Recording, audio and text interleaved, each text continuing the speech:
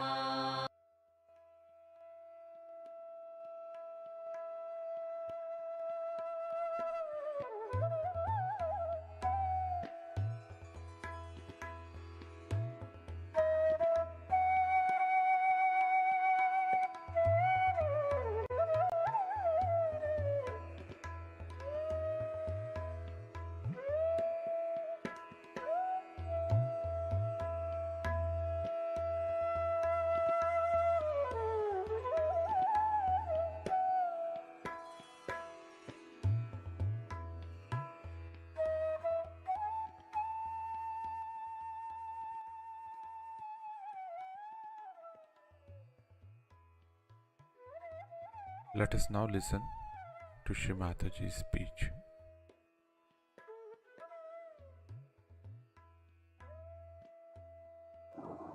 With these disintegrated temperaments, people took to anything that came to them just to please themselves. When the advent of this thing, like Umar Khayyam, who is he? He's anti-God, absolutely anti-God man. Horrible. But people appreciate him very much. Umar Khayyam, what a poetry it is. They appreciate. Why? Because the disintegrated part of their heart likes Umar Khayyam when he sings, oh, we should drink here. What is there in this life? We don't know what is going to be there. Because Muhammad Sahib has said not to drink, he must sing such a song. This is the poetry of Mr. Umar Khayyam, who is being very much respected everywhere.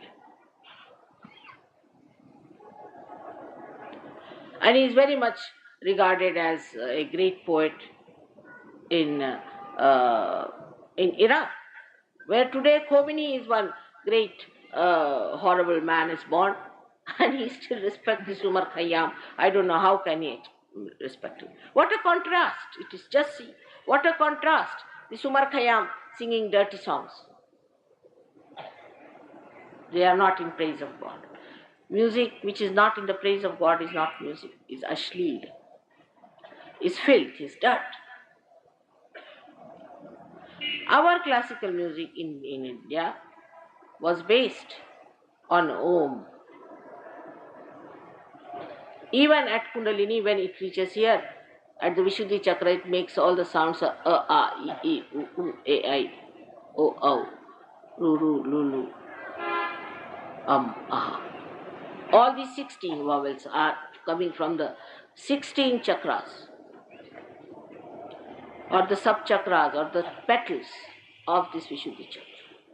These are bija mantras of the Vishuddhi chakra. All the vowels come from here. And when we sing dirty songs, we spoil this chakra Vishuddhi. That's why all the people who sing these dirty songs have to take to drinking, because I think they can't bear, or they can't do it. They can't sing these bad songs unless and until they take to some sort of an escape from God. So music and drinking started going hand in hand. In the West, the music broke all its traditions because they had no sense left in them to recognize that music is meant only for God, only for hymns, to be sung in the praise of God. All music should be in the praise of God. All ragas should be in the praise of God. We had no namaz system of different times, but we have a system of music in different times. At different times, a certain music should be played, where you describe a mood, and all the moods that are described have to relate themselves to God. There is no other mood that is enjoyable to the spirit that does not relate to God. There is no mood which one can enjoy. Even Bibhatsa, the mood of Bibhatsa is grotesque. Even that mood one enjoys, one can listen to when they see the filth and dirt. The left side is so scientific. Our music system is extremely scientific because it was taken in the form of this music when actually the Kundalini moving into different, these Sapta Swaras. These 7 Swaras are built in our 7 chakras. We start with Sa, then Re, Ga, Ma, Mother, Pa, Da, Ni. My name also starts with Ni. These 7 Swaras are built in with 7 notes, and there are Vikrutis, Vikrut Saras, which are the side, other chakras that we have to make about 12 swaras. But nobody understood the real meaning of music. Sharada, the goddess of Saraswati, is the one who carries the message of Virata within us and tells us how to sing. She tells us what is appealing to God. How these ragas were made also, just think of it. Because first they chose the notes, the aroha, avrohas, the going up and down, which was appealing to God. So the melodies were created. Melodies are fixed. You cannot change the melodies, the notes, because they found out that at this point the spirit awakened. On the vibrations they found out. They found out that when they sang, this way it worked out. The veena they played and they found out the exact swaras. Exact swaras, which would really make you feel nice.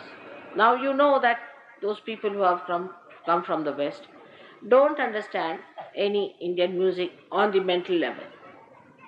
But they understand at the spiritual level because their spirits get filled with joy and the vibration starts flowing. The sense of music, this depiction of music was done by Sri Krishna. It is he, the one who taught Tala. Of course, we can say that Shiva is the one who dances the Tala. But the one who depicted it for human beings who gave the message to the world how the tala should be is Sri Krishna through his dancing movements. He kept the tala all the time, like the way he stands itself suggests how he kept the tala. And he played the murli also to suggest that music is what God's love is. His music is suggestive of God's love. That suits you, that clears you, that makes you happy, that gives you joy. And that's why he suggested through his singing, through his music. He never wrote any poetry, did he? He never wrote any poetry as such. But when he spoke in Gadya, in the prose, it became Gita. Just when he spoke, it became Gita. Of course, people have tried to spoil quite a lot of it, the rhythm, which I feel sometimes when people recite it. But still, we must say when he really created it, it was for human beings to create poetry out of prose. Out of prose, he made it communicable because people could first only understand the music, the rhythm of the music. They didn't understand much words and things, but he made it possible. Even in Quran, if you read, the few words before starting every chapter, nobody understands. They are all nothing but mantra bijas. But they put it there. They knew people won't understand, but he put it there because people would understand. All these things you may not understand. You may not understand me either, possibly. But whatever they did was for your hita. This is what happened at the time of Sri Krishna, that he established the concept of hit. Because it was said that you must speak the truth and you must speak the thing that is sweet, priya. Satyam bruvet, priyam bruvet. It was the message of Sri Krishna that you must speak sweetly. Those people who have got a proper Vishuddhi Chakra speak very sweetly. Their voice has that enchanting method of capturing the hearts of people and not debasing them but elevating. So he said, you must do it sweetly. That was his main theme. Everything he did so sweetly that he created a leela out of his doings. It was a leela that he played. He said, this world is not a place where you should be serious, you should be sharp, you should be tense, but it's a leela. Just see the leela, the drama. The whole is a drama. So the whole thing is very sweet. If you see the whole world as a drama, it becomes a sweet thing. The sweetness of it, even if you see a person trying to be funny, you get a joy out of it. If you know it's a drama, you don't get worried if somebody comes and murders somebody, you know it's all fake. It's a drama. It's a drama going on. And that's what he told people, that the whole thing is a leela, so that people should not get into serious moods and actually start acting in the drama in the real way. Like you see, you appoint somebody as, Shivaji Maharaj, and there is somebody coming from the other side and he takes a sword and he really hits the fellow, then you say this Shivaji Maharaj actor is no good. He gets absolutely involved into the thing and he hits the other person. So it's a drama. And he made it into a leela. Leela, because it's a drama, no doubt. But when you get realized, you start seeing the drama and the play. And the whole thing is, you must have seen that most of the Sahajogis are always laughing because they see the way things are happening. Even when they see a guru misbehaving or something, they just feel like laughing how absurd it is. Like somebody came today to talk to me And he told me, Mother, I have been to all kinds of nonsensical things. And he was just laughing. He said, I laugh at them now, what I did. He said, I went to one guru who used to give name to people. Say this nama, that nama. I made such efforts. I went to people, recommend my case, because he was not so rich, you see, so he was never got the name. And he was saying, give me the name, I must have the name. And the guru was saying, no, no, no, no, you have to wait still. He said, I poured so much money in his seva peti, and which were large seva petis were put. I did everything, but he would not give me a name. And ultimately, when it came to that, he said, all right, I'll give you a name.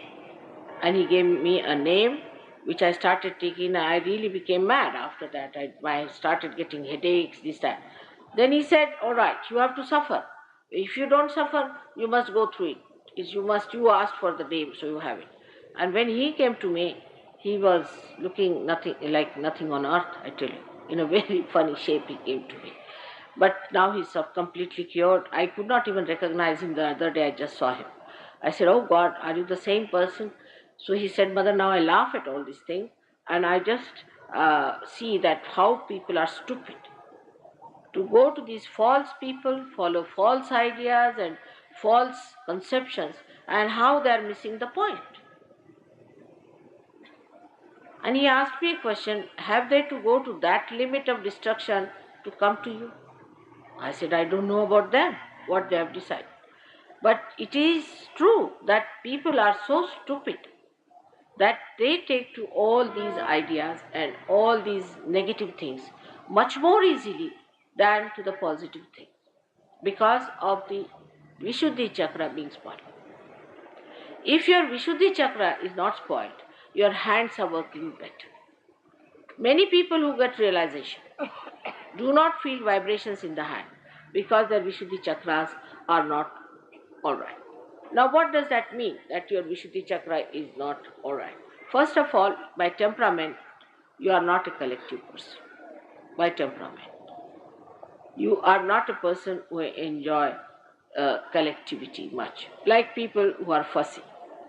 I want this, I want that, I want to sleep on a proper bed, I must have this, I must do that, this kind of a I. Those who have too much I in them, because both ego and superego start from this Vishuddhi chakra.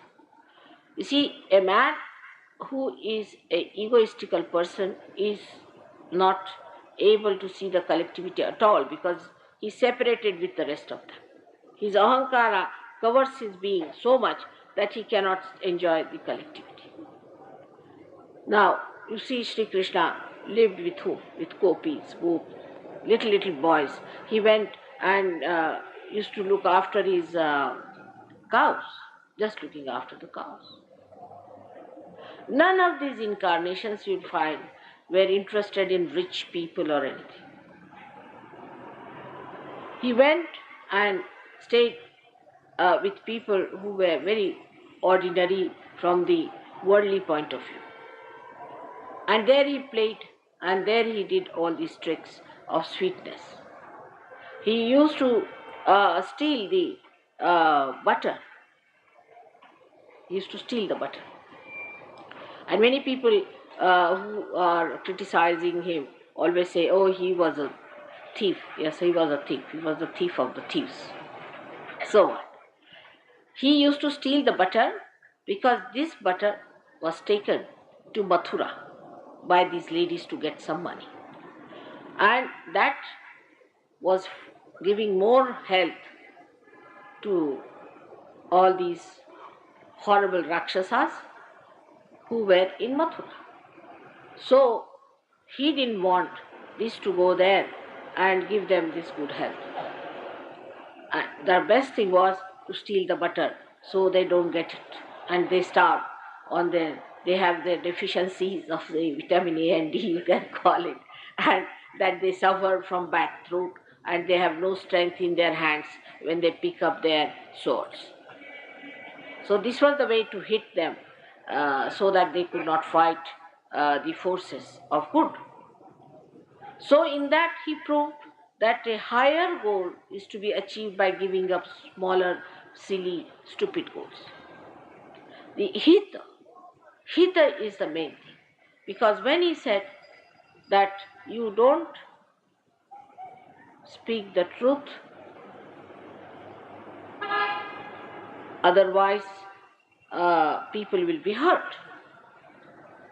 Alright, so what should you do? You hurt the people, so you don't speak the truth. Or you speak the truth, you hurt the people, so both cannot go together. Like if I tell somebody, oh, you are so bad, that person gets hurt. Now, if I don't tell that person is lost. So what to do? He found out the solution, so he said, Satyam vadet, hitam vadet, priyam vadet. He put the word in between as hita. The word hita means good to your spirit. Whatever is good for your spirit. Hita word means good for your spirit. It has nothing to do with material thing. It means for your spirit. For example, if I tell somebody that you should not do that, he may feel bad today.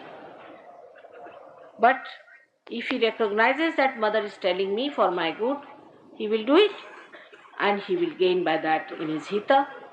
Or else if he does not do it later on, supposing I don't tell him and if he doesn't know about it, or even if I tell him he does not do it, he is going to feel bad. So it is not priya to his spirit. It is not priya to him. So if you do something that is the hita of a person, sometimes you have to tell a person. Sometimes it may look very, very painful. The other day I told somebody that you don't cure anybody because you are not strong enough to cure. He felt very hurt. So then I'll say, all right, go ahead. You better cure others. But don't come back to me. Then he'll land up in a lunatic asylum. But when he'll land up in the lunatic asylum, then what will he say? Was that for his hita that I said? Will he be then angry? So ultimately, if you say the hita, saying is the point. Not doing, saying. You say the hita with your Vishuddhi chakra, then ultimately it becomes priya, means it is liked. So you say a thing which is good for the spirit. Otherwise you just don't say. But people just say to others to correct them because they are aggressive. It should be done in love. Hita means done something in love. If you want to say something to someone in love and you feel it is necessary, and the third condition, you must have adhikar. You must have the right to say to the person. If you don't have the right, you just keep quiet. Let God look after. You are not in charge of anyone. But if you have to say to someone in love, and if you have an adhikara, then you have to say it. If you don't have the adhikar, you should not say anything to anyone unless and until it is absolutely priya to that person, involving his hita. This is what he put, that you should not do any anadhikar cheshta, means you should not do something unauthorized. Like I would say somebody comes to me and says that, where is that person whom I want to murder? Then what is the truth? Should I tell him, all right, this is the truth, you go and kill that person? According to the strict government law, it may be. I don't know if it is. I don't understand the government laws at all, or the human laws. But it is not. Then what you have to tell him? You just keep quiet. He has no adhikar, he has no right to ask you or to get this information from you. You just keep quiet, I don't know. Then he may beat you, do anything, you just say, I don't know. It is anadhikar cheshta.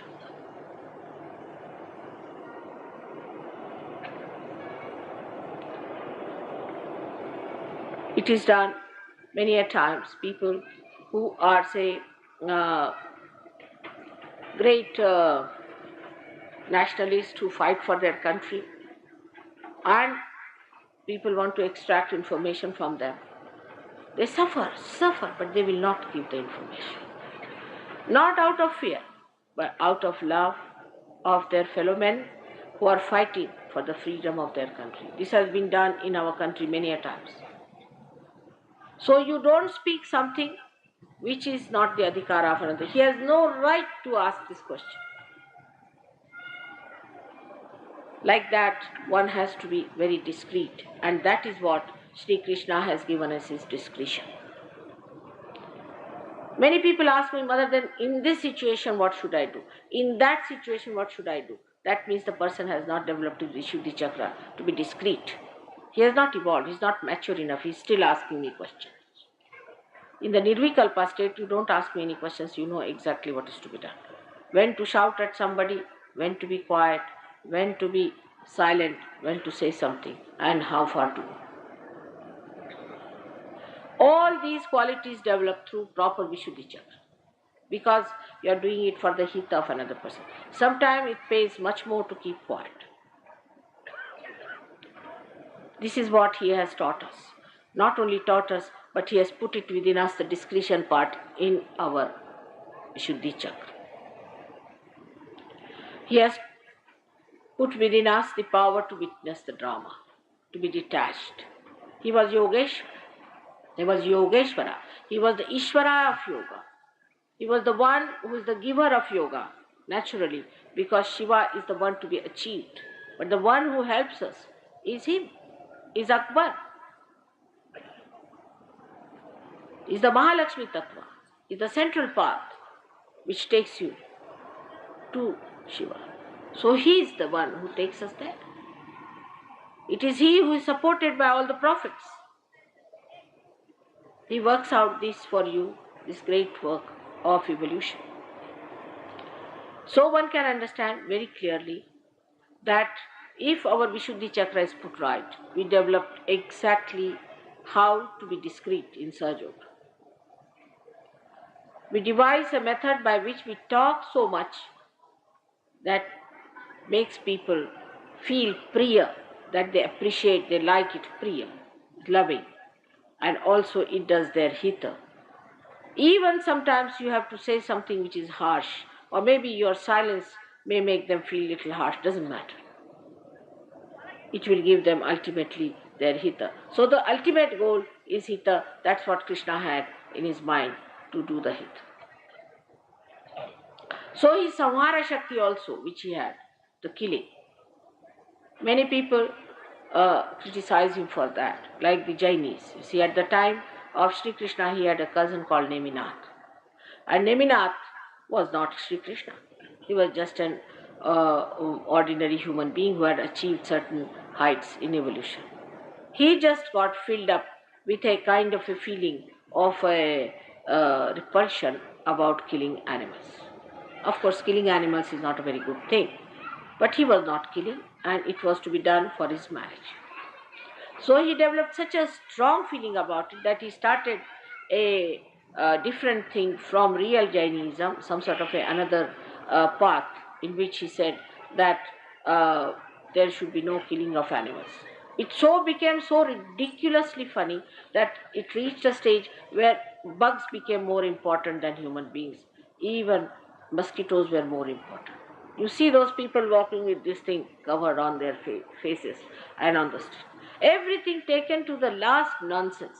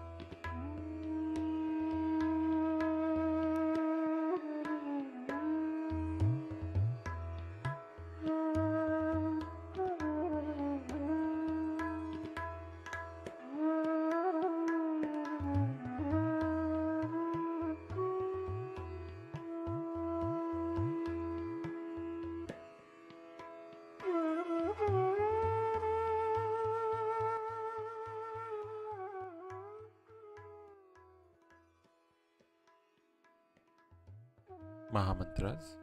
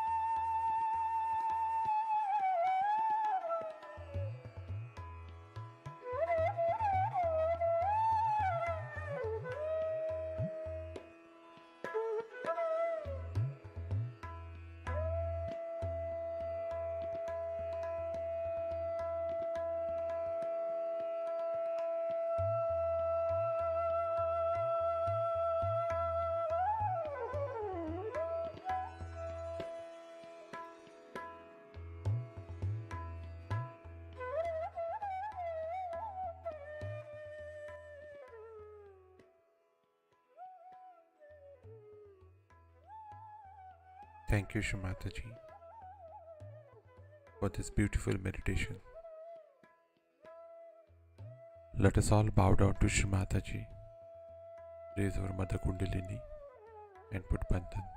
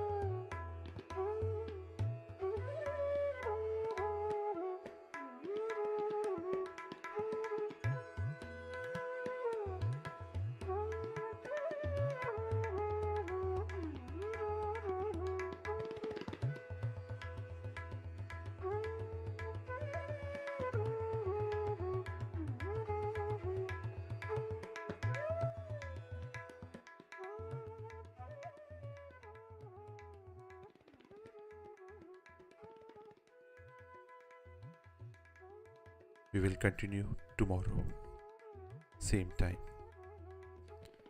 Jai Shri Mataji.